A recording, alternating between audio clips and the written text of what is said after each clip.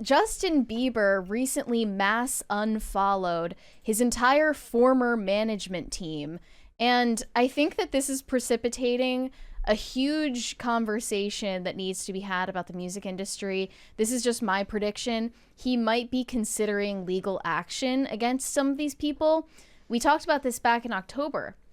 The rumor was that Justin Bieber was considering suing members of his former management for swindling huge amounts of his money, the fortune that he made when he was still a teenager, at the height of his career.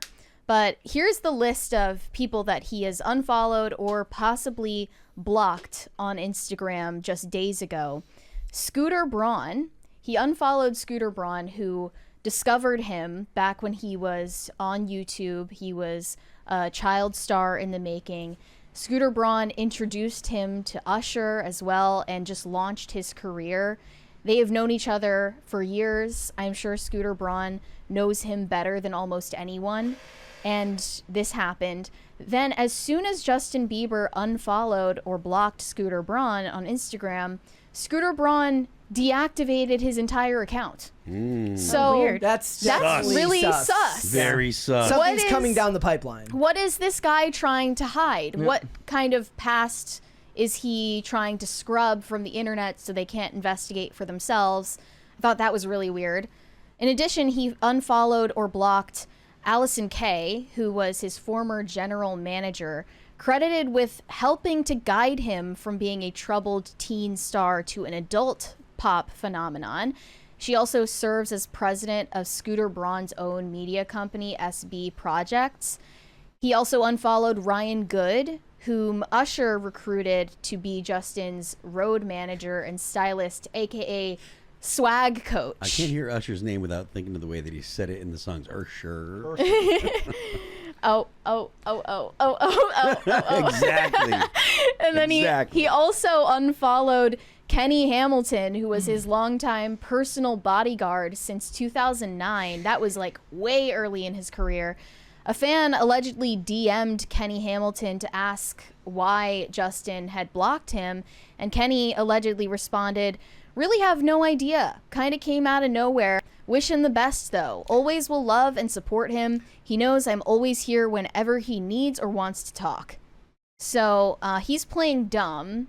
I don't think that he's totally clueless as to why Justin Bieber would unfollow or block him. Why did he just respond to a random person anyway? And why would he? Yeah, why would he respond in the first place? I really don't get it. But it seems like a lot of these people have something to hide, especially with Scooter Braun deactivating his account immediately after. Yeah. What are you trying to hide from people?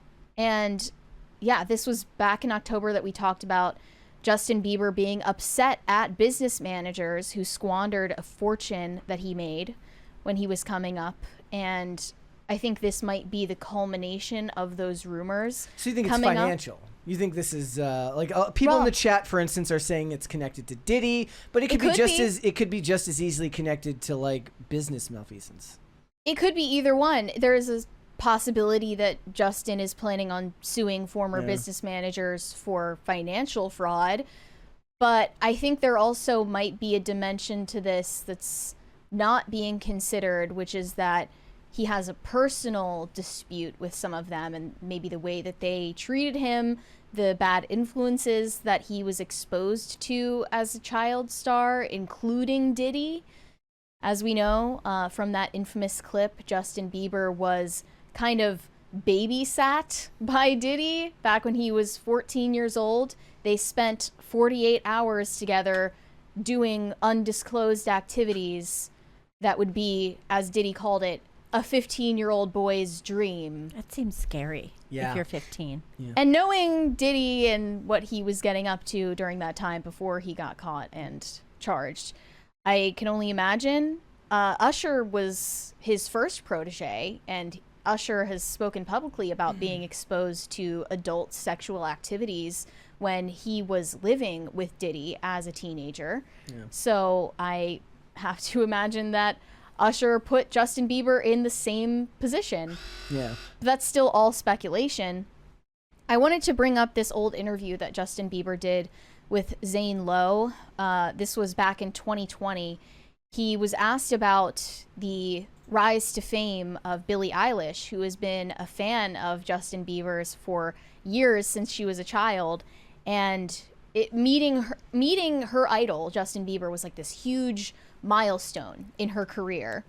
And he just said that he feels very protective over her, and his explanation for why was kind of cryptic and disturbing. Okay. He was actually brought to tears talking about this. Here we go.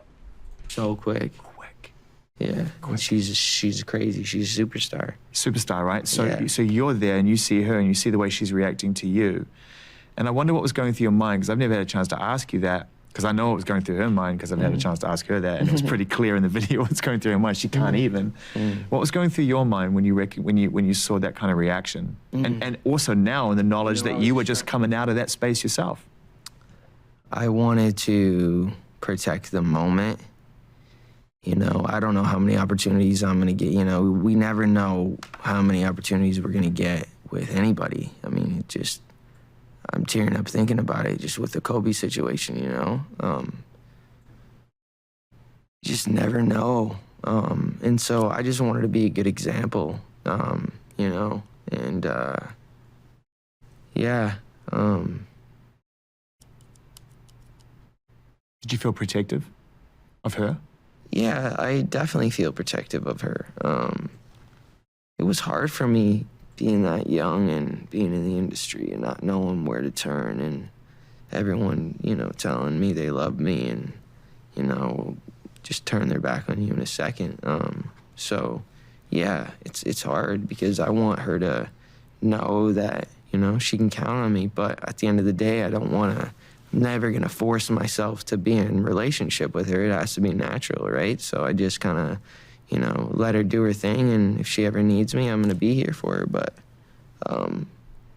yeah, just protecting those moments, because people take for granted encounters, and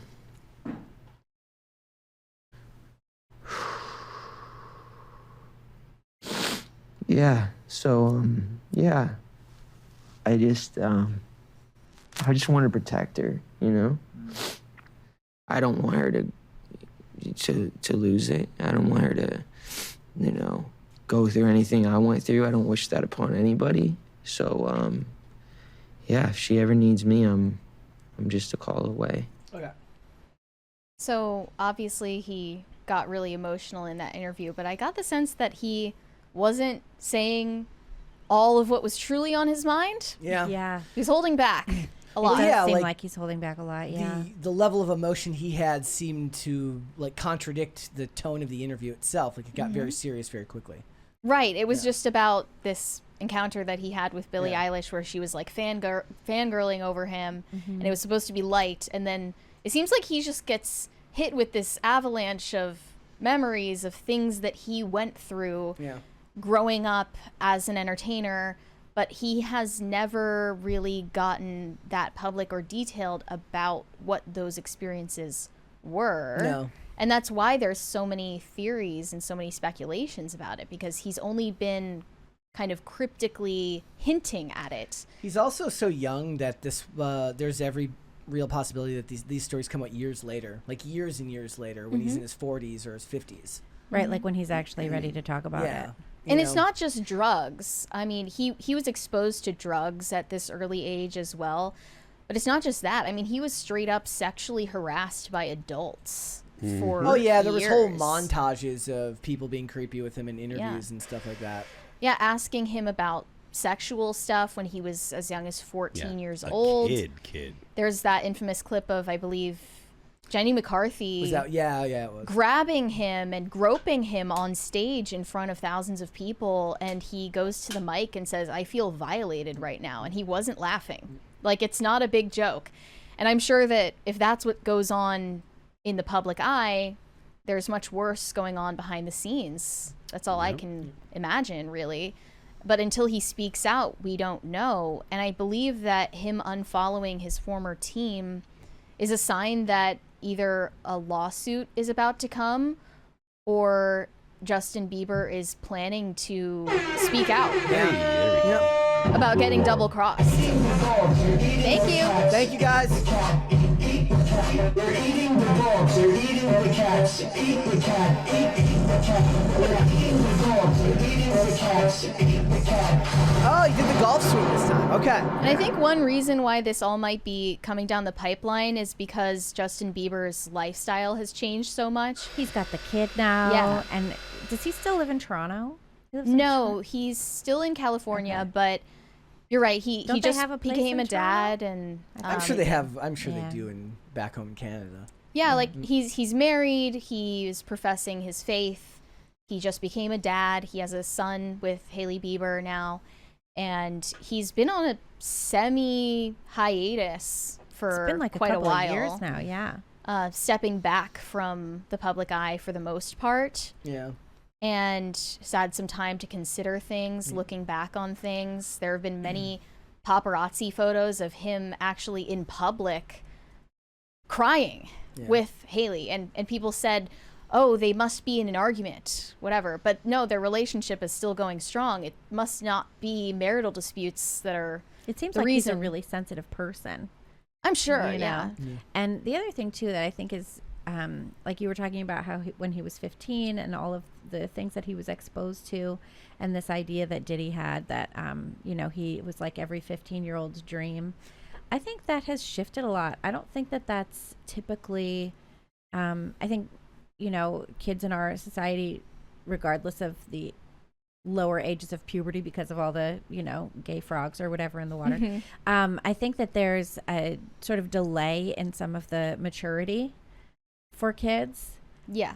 Like when I was a kid and when Phil was a kid, you know, at 15 we were doing whatever we wanted and there was absolutely no supervision. And that's just not the way that it is now. And I don't think that that's what kids are looking for. You know, I don't think they're looking for all of this debaucherous stuff. The culture itself is shifted away from a libertine impulse, you know? So I think that, I think it's a mistake to think that that's what kids are all looking for. I mean, is it weird that like we live in a culture now, like, because that's kind of your point, right? Is that Gen Alpha and Gen Z are definitely seem to be less inclined to vices than previous generations? Yeah, like, aren't they? But not for pro-social reasons. No. That's If anything, it's because of the rise of irony social about it. media, and they're actually less social, therefore doing less socially debaucherous things. Yeah, but even if what Diddy said were true, like, oh, this is every 15-year-old boy's dream. I don't know, 15-year-olds dream about stupid things that shouldn't be encouraged. And it's just weird to look back on the way it all went down because his mom was there with him through it all. And she seemed to just so easily trust all of these industry people. But Isn't that weird? she was there, but she handed him off to Scooter Braun's tutelage, and Scooter Braun introduced him to Usher, and I'm sure Usher, you know, introduced him to Diddy, and then it just keeps going and going, and suddenly We won't talk about what Diddy introduced him to. Yeah, like I don't even I don't even want to think about it, but also if it's something that needs to be exposed, I hope that it does get exposed. It's just the powers that be don't want him to do that, and I feel like they've been trying to paint a bad image of him in the media for so long as an intimidation tactic. Yeah. So That's just quick. the feeling I have. Yeah. When she's It feels like a lot will probably come. I still think it probably comes out later, like when he's a lot older.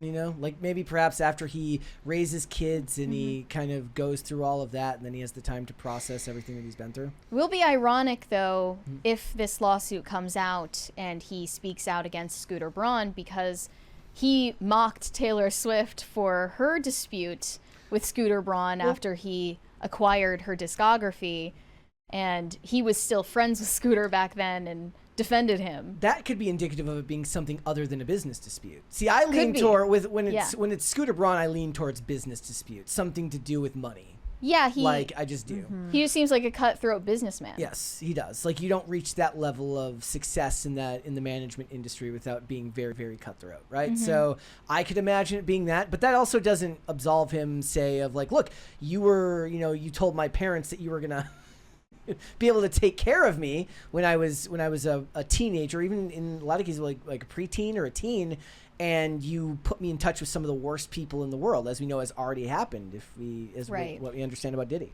Well, that's that thing where he said, these people say they love you. That is what people say in entertainment. That is what people say in Hollywood. But what they mean is like, we love the object that you are that we can commodify and sell. Yeah. Which is a totally different thing. And it takes more words, so people don't tend to say that out loud. Thanks for watching. Listen to full episodes of Pop Culture Crisis on Spotify. Keep up with us on social media and make sure you subscribe and ring that bell so you never miss the show. Bye, guys.